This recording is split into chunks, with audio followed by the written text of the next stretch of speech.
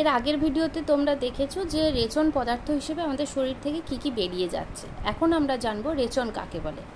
যে জৈবিক প্রক্রিয়ায় জীবের দেহকোষে উৎপন্ন বিপাকজাত দূষিত পদার্থগুলি দেহকোষে অদ্রাব্য কেলাস বা কোলয়েড রূপে সাময়িকভাবে সঞ্চিত থাকে, উদ্ভিদের ক্ষেত্রে বা জীবদেহ থেকে নির্গত হয়ে যায়, ফলে জীবদেহ স্বাভাবিক ও সুস্থ থাকে, তাকে রেচন বলে। দেখো, আমাদের শরীরে কিন্তু কখনো রেচন পদার্থ সাময়িকভাবে সঞ্চিত থাকে না, ঠিক আছে।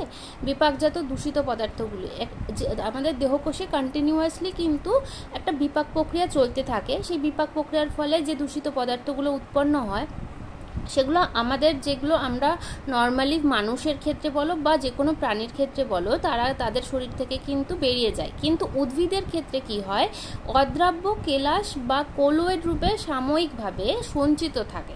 এটা দীর্ঘস্থায়ী নয় যে সঞ্চিত থাকাটা, কিন্তু এটা সাময়িকভাবে সঞ্চিত থাকে।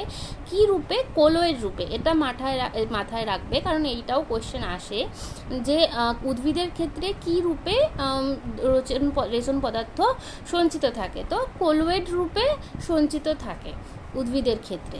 আচ্ছা, এবারে রেচনের আমরা জানি যে রেচন আমাদের কেন গুরুত্বপূর্ণ, কেন আমাদের শরীরে রেচন কি কাজে লাগে। আমাদের রেচন হচ্ছে জল সাম্য রক্ষা করে, কারণ অনেক সময় আমাদের জল যখন আমাদের শরীরে বেশি হয়ে যায় তখন আমরা রেচনের মাধ্যমে সেটা বের করে দিই।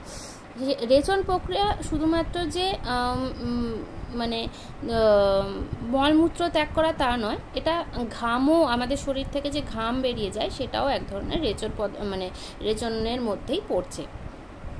তো রেচনের গুরুত্ব হচ্ছে আমাদের দেহকোষে যেসব বিপাকজাত দূষিত পদার্থ সৃষ্টি হয় তা কোষের পক্ষে খুবই ক্ষতিকর, সেটা আমরা আগেই জেনেছি।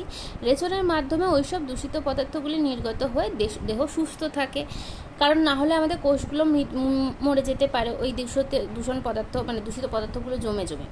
জীব পরিবেশ থেকে যেসব মৌলগুলি গ্রহণ করে তা রেচনের মাধ্যমে পরিবেশে ফিরিয়ে দেয়, ফলে পরিবেশের মৌলগুলির ভারসাম্য বজায় থাকে।